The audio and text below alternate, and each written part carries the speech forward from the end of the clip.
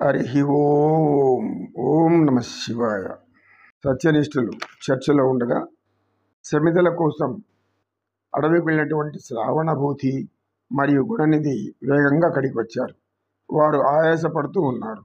ఏదో విషయం చెప్పాలని ఆలోచిస్తున్నారు. వెంటనే గురువు వారిని, ఏమి నాయన, ఎందుకు అంత ఆందోళనగా ఉన్నారు అని అడిగాడు. గురువుగారు, మేము సమిధల కోసం అడవిలో సంచరిస్తుండగా పక్క ఊరి గ్రామ పెద్ద అతను చాలా విలువైన దుస్తులు ధరించి ఉన్నాడు.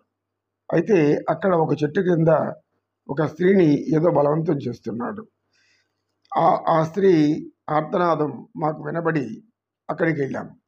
వెళ్ళగానే మమ్మల్ని చూసి ఆ గ్రామ పెద్ద పారిపోయాడు. తర్వాత స్త్రీ ఏడ్చుకుంటూ వెళ్ళింది. ఆమెను మేమేం అడగ్గా ఆమె ఏమీ జవాబు చెప్పలేదు, ఏడ్చుకుంటూ వెళ్ళిపోతూ ఉంది అని అన్నాడు. శ్రావణభూతి. అందుకు సత్యనిష్ఠ గురువు చిరునవ్వు నవ్వి, నాయన, కలియుగంలో ఇలాంటివి ఇంకా అనేకం జరుగుతాయి అని కరుళ్ళు మూసుకొని కాసేపు ఆలోచించి మరలా ఇలా చెప్పడం ప్రారంభించాడు. భర్తను కోల్పోయినటువంటి ఒక స్త్రీ చిన్నపిల్లలైన బిడ్డలను కాపాడుకోవడానికి అడవిలో కర్ర పుల్లలను సేకరించి ఊరిలో అమ్ముకొని జీవిస్తూ ఉంటుంది. అయితే ఇది తెలిసిన ఆ గ్రామ పెద్ద ఆమెను ఎలాగైనా బలత్కరించాలని ప్రయత్నించాడు. ఆమె అందుకు ఒప్పుకోకపోవడంతో ఆమెను బాధించడం మీరు చూశారు. అయితే ఇది ధర్మమా అధర్మమా అని మీరు నన్ను అడుగుతారు. వారి కోసమే వేమన మహాయోగి ఒక పద్యం చెప్పారు. మీరు ఎంతో పెద్ద మనిషి ఆ గ్రామంలో సంచరిస్తున్న ఆ వ్యక్తి అలా చేస్తుండడం మీకు ఆశ్చర్యం అనిపించింది, అంతే కదా? అవును అన్నారు వారు. గురువు వేమన ఇలా తెలియజేస్తున్నారు. అంతరంగమునందు అపరాధములు చేసి మంచివాని వలె మనుజుడుండు, ఇతరులెరుంగకున్న ఈశ్వరుండెరుగడా విశ్వదాభిరామ వినురవేమా. విశ్వద అంటే సమస్తమును ఇచ్చినటువంటి వాడు, అభిరామ అంటే మనోహరమైన వాడు అంటే ఒక స్నేహితుడు వేమనకు తెలియజేస్తున్నట్లు ఈ పద్యం మనకు తెలుస్తుంది.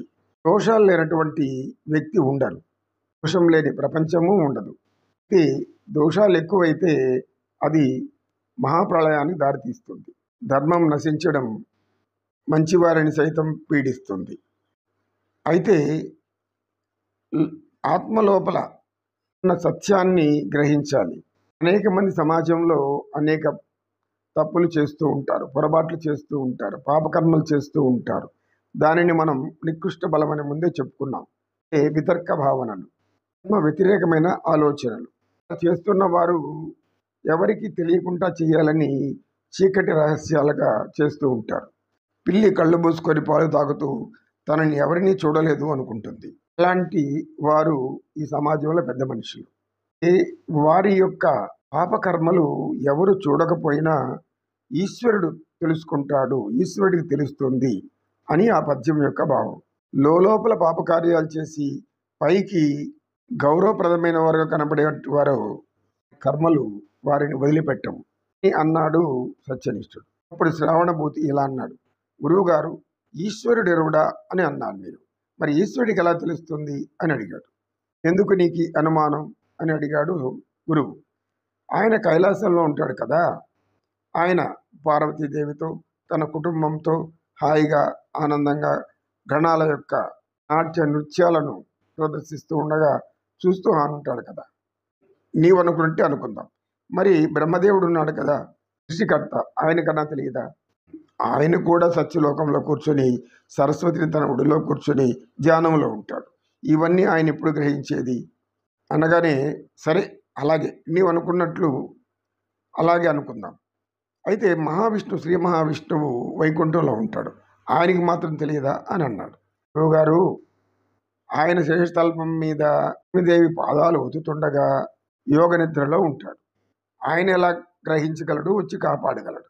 ఇప్పుడు గురువుగారు చిరునవ్వు నవ్వి, నాయనలారా, మీరు దేవతల యొక్క విశేషాలు మాత్రమే తెలుసుకుంటున్నారు.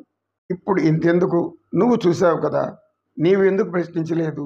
ఆయన గ్రామ పెద్ద కదా, మనకు భిక్ష వేసేవాడు, రేపు మనకి ఏదైనా వ్యతిరేకంగా చేస్తాడేమో అని మేము నిలదీయలేదు అన్నారు. అంటే సత్యం తెలిసి కూడా భయం వలన మీరు ప్రశ్నించలేకపోయారు. కూడా ఒక ఒక విధమైనటువంటి వితర్క భావన, అంటే నికృష్ట బలం.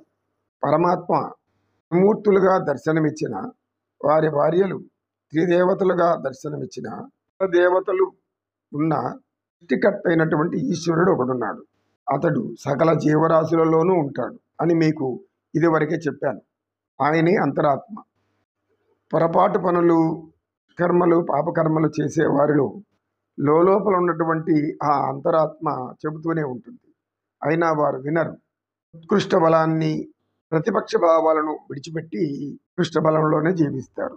ఈ లోపల ఉన్నటువంటి ఆ పరమేశ్వరుడు కాలస్వరూపుడు. కాలం అనే భయంకరమైన శక్తి కలవాడు. కాలుడు అంటే యముడని మనకు తెలుసు.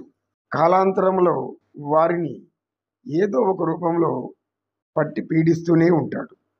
ఎవరు చూడలేదు నేను చేసే పొరపాటు, చేసే మోసాలు, అకృత్యాలు అని అనుకుంటే అది అజ్ఞానం. అందరిలో ఉన్న పరమాత్మ అన్నీ గ్రహిస్తూనే ఉంటాడు.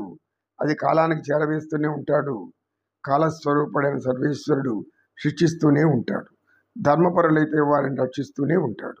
ఇప్పటికైనా అర్థమైందా ఈశ్వరుడు అంటే ఎవరో అని అన్నాడు సత్యనిష్ఠుడు. అయితే ఇది తప్పు, ఇది చెడ్డది, మంచిది కాదు అని తెలిసాక చేస్తే అది ఇంకా ఘోర పాపం అవుతుంది. తెలియకముందు చేస్తే చిన్న కర్మలతో పోతుంది, తెలిసాక చేస్తే పెద్ద మహాకర్మలై పీడిస్తుంది అనేది వేదవాక్కు. మనం పతాంజలి సూత్రాల్లో కూడా చర్చించుకుంటూ ఉన్నాం. ఇప్పుడు చెప్పబోయే సూత్రంలో మీరు ఇంకా విశేషంగా తెలుసుకుంటారు. కృష్ణ బలం అంటే ఏమిటో, వితర్క భావనలు అంటే ఏమిటో. ఓం తత్సత్. ఆ చర్చ అంతటితో ఆపాడు సత్యనిష్ఠుడు.